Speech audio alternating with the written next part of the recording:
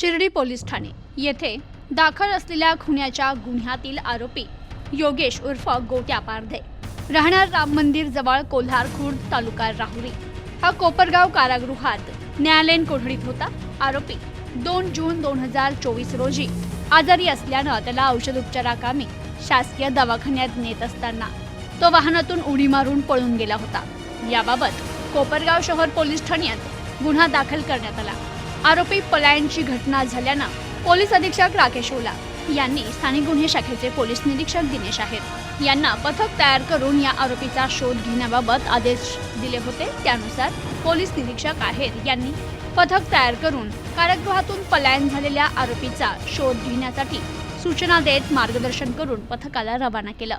Police पथक आरोपीची माहिती काढत असताना तांत्रिक विश्लेषणाच्या आधारे आणि गोपनीय बातमीदारामार्फत माहिती मिळाली की संबंधित आरोपी आळंदी जिल्हा पुणे येथे राहत आहे। पथकाने त्या ठिकाणी जाऊन आरोपीची माहिती घेण्याचा प्रयत्न केला। आरोपी आळंदी परिसरात भाड्यानं रूम घेऊन राहत असल्याची माहिती मिळाली।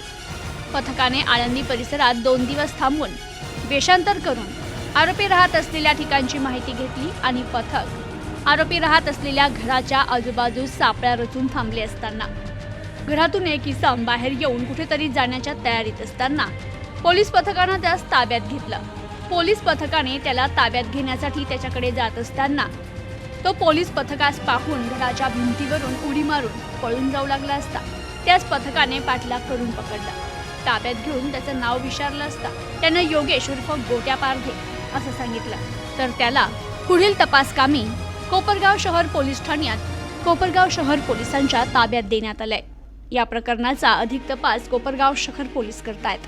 ही कारवाई जिल्हा पोलीस अधीक्षक राकेश ओला, श्रीरामपूर अप्पर पोलीस अधीक्षक वैभव कलुबर्णी, शिर्डी उपविभागीय पोलीस अधिकारी शिरीष वामने यांच्या सूचना आणि मार्गदर्शनाखाली स्थानिक गुन्हे शाखेचे पोलीस अधिकारी अंमलदार यांनी केली आहे। Bureau report news today 24।